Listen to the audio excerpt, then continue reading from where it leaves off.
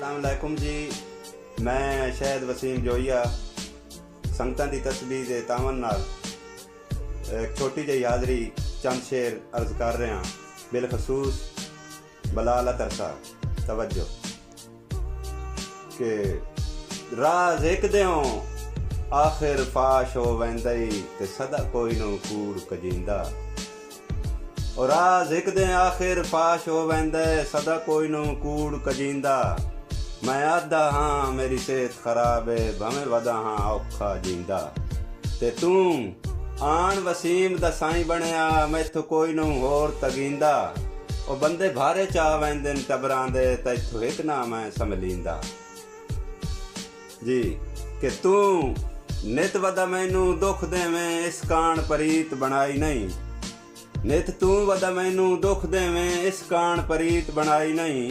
असी तेरे मगर जलील हो गए तैनू साडी चिंता ही काई नहीं। ते भुल गया खेश कबीले नू मन समझ एक गल दी आई नहीं।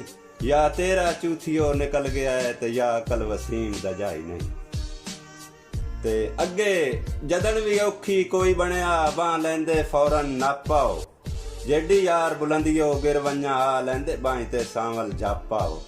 ओ ना कदी भी लईया फुटने दा हद्दां 100 वेंदे टापाओ। ओ उंजे रूप वसीम इंसानी आए 100 साल दी उम्र दे सापाओ।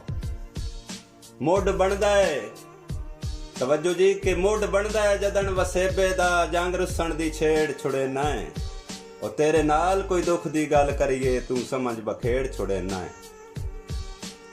औखे वेले कदी नू टेक दिती सुक्की मार तू तेड़ छुड़े ना है।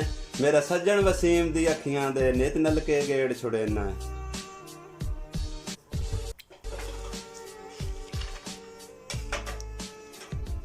अगे सानू तवज्जो जी के सानू वेख के नक ना चाड़े कर कीती ना कर बेहतियाती। दिता कदी नू मौका मिलने दा गई सिखदियां गुजर हयाती। ते वदी अंदर वसीम दे दुख दिए ओए उधर दी रोज चुआती। थोड़े साल तो बाद तमारी कर मेरे उजड़े घर विच जाती।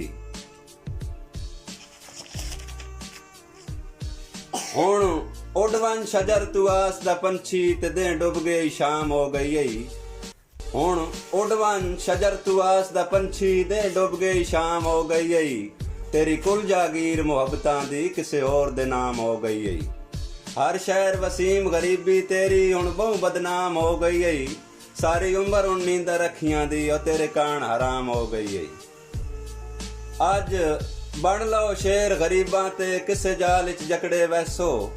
आई गुरबत वतन पक लगसी भुल सुर्खियां सकड़े वैसो।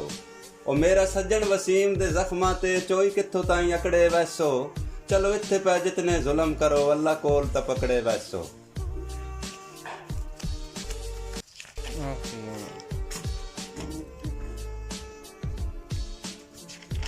जी। पै औखे निभ दिन डंग जिंदगी दे मेरे सज्जन जदोके टुर गए।